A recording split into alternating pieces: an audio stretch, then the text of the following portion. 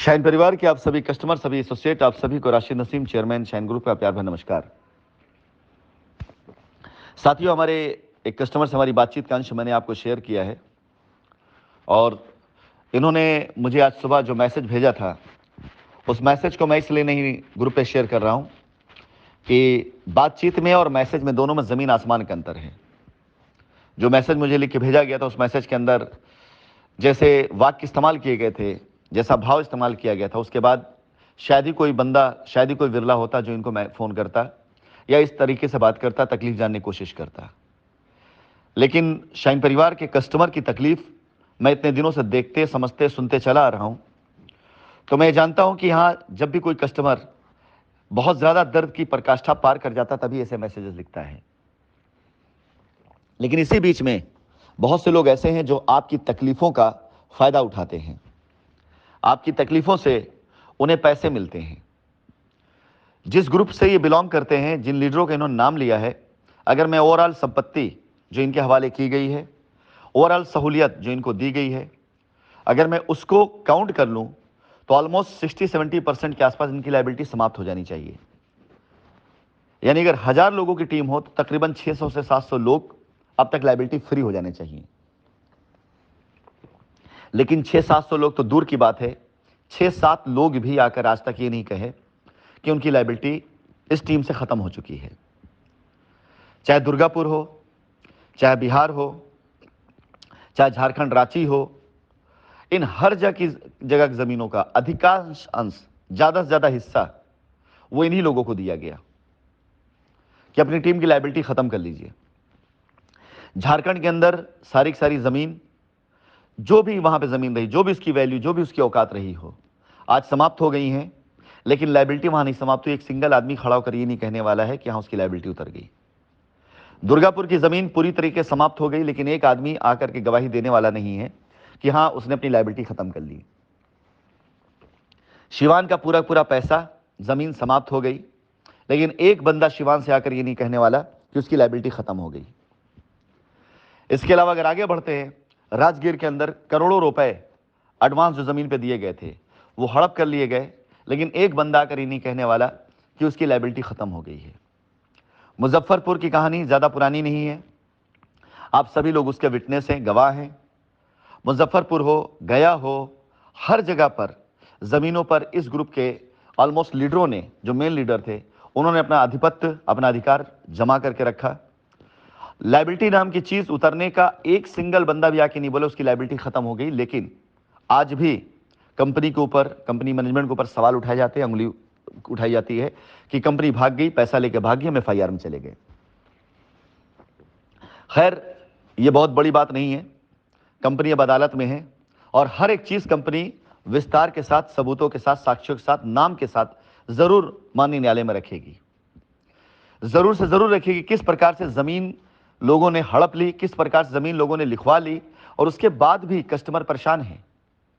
अगर 1000 लोग किसी की टीम में हैं, मैं इसी ग्रुप को उठाता हूं कि 1000 लोग अगर किसी टीम में हैं, उस टीम में 600 लोगों को, 500, 400, 300 की बात कर लेता हूं, 300 लोगों की लायबिलिटी उतरी, तो क्यों नहीं 3 लोग आकर के ये बात कहें कि हाँ, हमारी लायबिलिटी उतर गई है। फिलहाल जिन जिन लोगों ने इन स्थानों पर लायबिलिटी उतरने के नाम पर जमीनें ली हैं, इन्हें किसी प्रकार से कोई भी सहयोग दिया है, धनराशि दी है, रजिस्ट्री कराई है, वो इस बात के लिए तैयार रहे कि न्यायालय के अंदर जब ये बात रखी जाएगी तो इनमें से कोई भी रजिस्ट्री मान्य नहीं होगी। आप अच्छे तरीके से बात जान लीजिए कि अगर कोई चीज़ विवाद में आएगी तो सारी चीज़ें विवाद में आएगी। जैसा कि इन्होंने अभी अपनी बातचीत में बताया, राजीव नयन का नाम लिया कि इन्होंने कहा कि हम अदालत चले गए, हमने केस कर दिया है।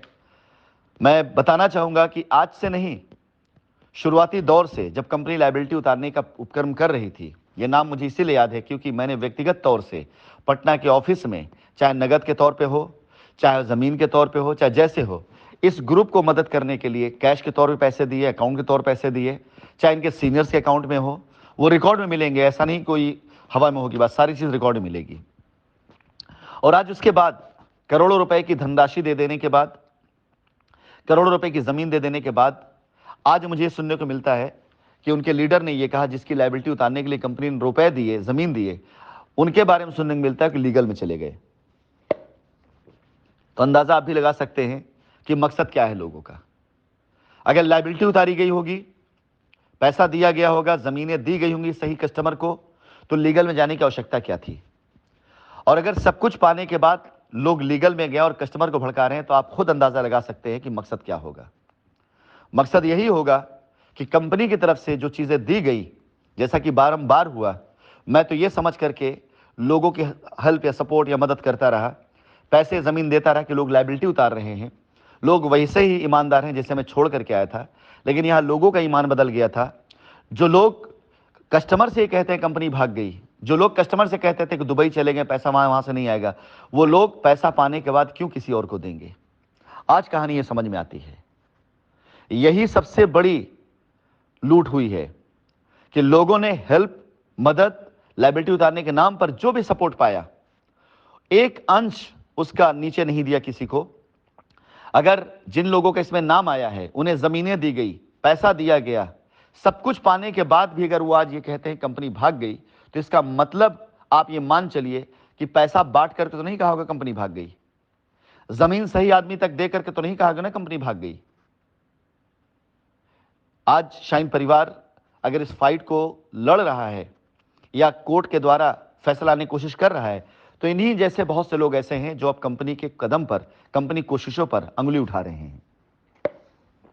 आपको बात समझ में आ जाना चाहिए कि आज की कोशिश, चाहे वो हाई कोर्ट की हो, चाहे सुप्रीम कोर्ट की हो, चाहे प्रेस कॉन्फ्रेंस की हो, इस पर वही लोग आप लोगों के सामने प्रश्न लगा रहे हैं, वही लोग दुनिया भर की फफ्तियां कस रहे हैं, जिन लोगों ने इस लूट में या तो हिस्सा लिया है या लूट के मुख्य किरदार रहे हैं।